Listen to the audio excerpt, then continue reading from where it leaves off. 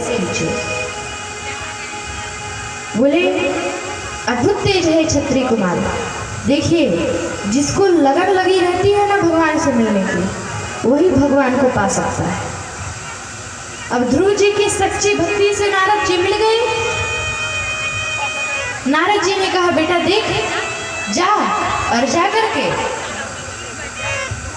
तू मधुवन में, वृंदावन में जाकर के भगवान का भजन कर,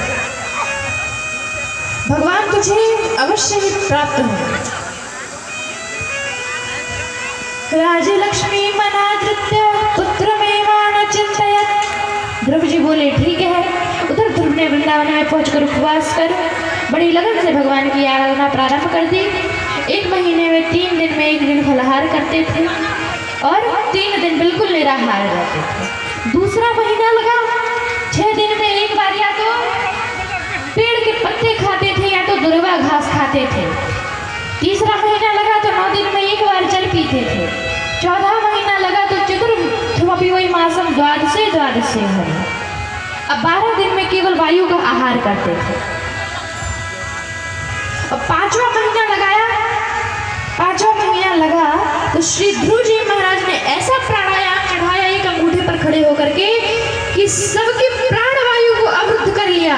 देवता श्री हरि के पास पहुंचे, प्रभु हमें नहीं पता हमारी प्राण वायु को किसने अवरुद्ध कर लिया है, किंतु अब यह हमारी, इससे हमें नुकसान होगा।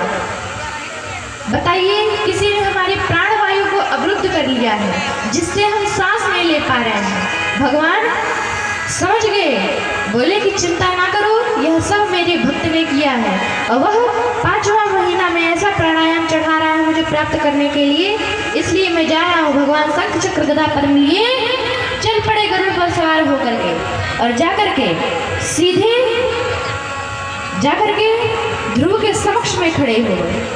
यहाँ पर देखिए, अग्नि बरसाई, अग्नि ने आग बरसाया, फिर भी ध्रुव जी महाराज के ऊपर फूल बन करके बरस गया।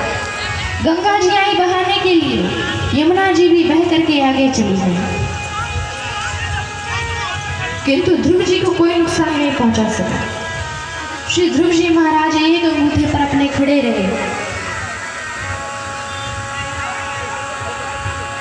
भगवान आए, देखा कि ध्रुव अभी भी नेत्र नहीं खोल रहा है, तो उन्होंने देखा कि जो मेरी छटा है, झांकी है मेरी, उसके हृदय में दिख रही है। तुरंत अंदर के हृदय की जो छटा थी भगवान ने उसको चुरा ली, और जो ही चुराई ध्रुव जी ने हड़बड़ा करके नेत्र खोले तो जो अंदर भीतर दिखाई पड़ रहे थे वही सामने दिखाई पड़े। ध्रुव जी महाराज स्तुति तो करना चाहते हैं किंतु स्तुति नहीं कर पा रहे। क्यों? क्योंकि ध्रुव जी ने सोचा, मैंने गुरु जी से, माता जी से बहुत सारी बातें पूछी, किंतु ये नहीं पूछा कि भगवान जब प्रकट होंगे तो मैं करूंगा क्या। भगवान समझ गए ध्रुव क्या कहना चाहता है। तुरंत ले करके शंख उनके कपोल से, गाल से छुआया और सभी चारों वेदों का ध्रुव जी महाराज को अध्ययन हो गया। उन्होंने बड़ी सुंदर भगवान की स्तुति की। बोल वृंदावन बाकी हरि लाल की, श्री धर्म सरकार की जय हो।